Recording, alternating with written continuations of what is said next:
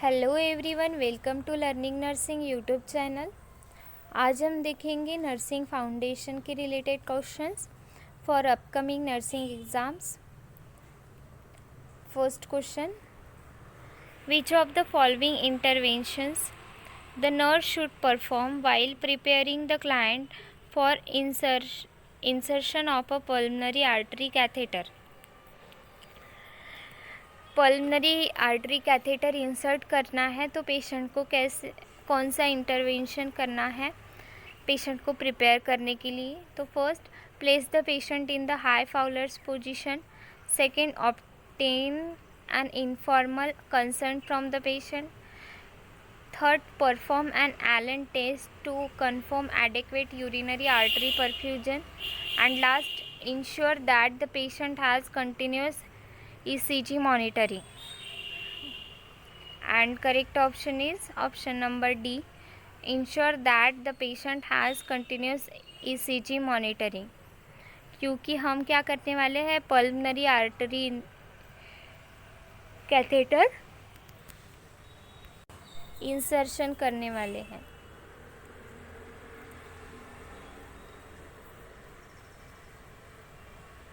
Then next question, select the appropriate statement regarding positive pressure ventilation. Positive pressure ventilation के लिए कौन सा sentence correct है। First, peak inspiratory pressure predetermine. Second, consistent volume delivered with each breath. Third, increased risk for hyperventilation and hypoventilation. Fourth, preset volume of gas delivered with variable pressure based on compliance. And last, volume delivered varies based on selected pressure and the patient's lung compliance. And correct option is option number A. means first, third and fifth जो sentence है वो regarding positive pressure ventilation के related है। The next question, all of the following indicators of tissue perfusion should be monitored in critically ill patient by the nurse except skin, urine output, level of consciousness and activities of daily living. तो tissue perfusion के patient में जो critically ill है उस patient में tissue perfusion कैसे indicate होगा। First, जो लास्ट ऑप्शन है कैसे इंडिकेट होगा ये तो बताया है, लेकिन हमें पूछा है एक्सेप्ट, तो activities of daily living is the correct option, क्योंकि टिश्यू परफ्यूजन चेक करने के लिए हमें activities of daily living check नहीं करना है। Then next question, which of the following fluid type is use to manipulate fluid shift among compartments. Whole blood, TPN, then albumin and ensure. And correct option is albumin. Then next question, the major difference between the pursed lip breathing and the diaphragmatic breathing is that with diaphragmatic breathing the patient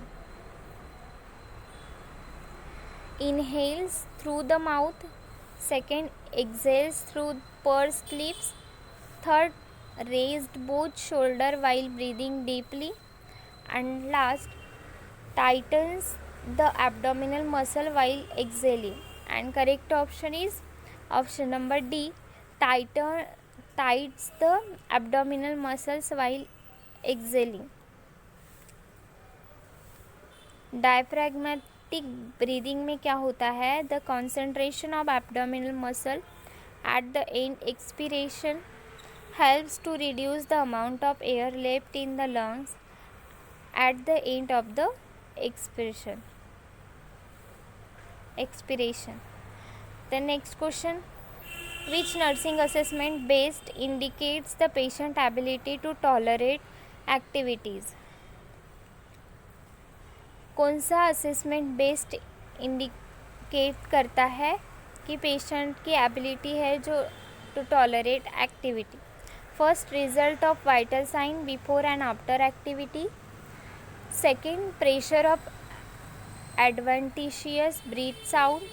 Third, flexibility of muscle and joint. And last, complaints of the weakness. And correct option is result of vital signs before and after activity will help to assess the patient's ability to tolerate activity. The next question, the nurse is caring for the patient who has chest tube after thoracic surgery.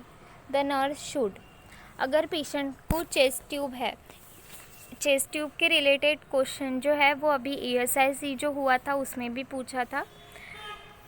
तो first option, clamp the tube when providing for activities of daily living.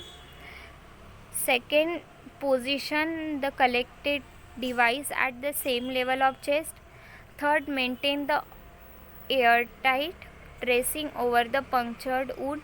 And last, empty chest tube drainage every 8 hours. And correct option is maintain an airtight dressing over the punctured wound.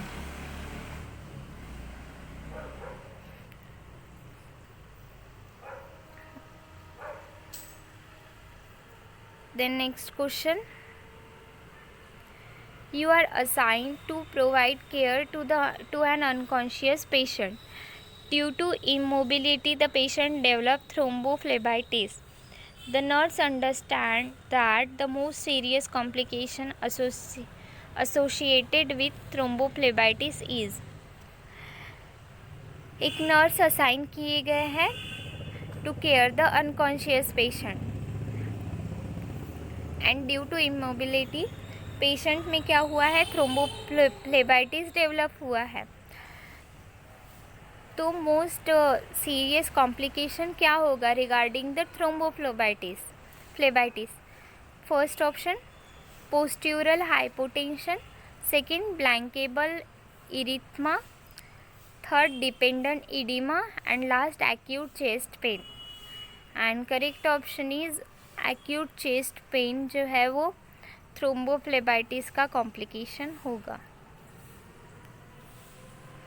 The next question, a client present to the emergency department reporting that he has been vomiting every 30 to 40 for which of the following.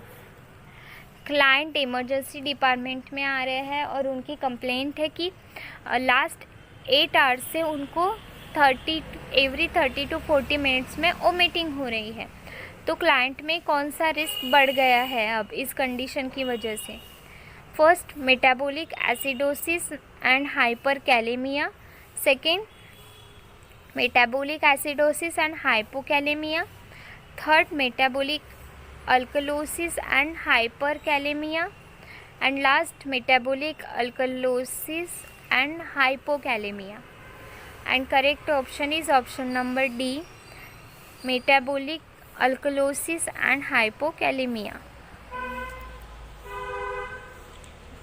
The next question, you are taking care of a patient who is on mechanical ventilator and the patient is very agitated, trying to remove all the line and tubes. The doctor ordered for the application of restraint and has taken the informed consent from the patient's family. The nurse should know that the order of restraints is valid up to. अगर patient को restrain किया है तो वो कब तक valid रहता है, जो रेस्ट्रेन करने का ऑर्डर है वो पूछा है इसमें. First 24 hours, second 48 hours, third 72 hours and last till the patient get discharge. And correct option is 24 hours Restraint is considered as last resort. A doctor order must be obtained prior to restraining the patient and valid for maximum of the 24 hours. Restraint order must be reassessed by the ordering provider and recorder if there is a need to restrain the patient for every 24 hours.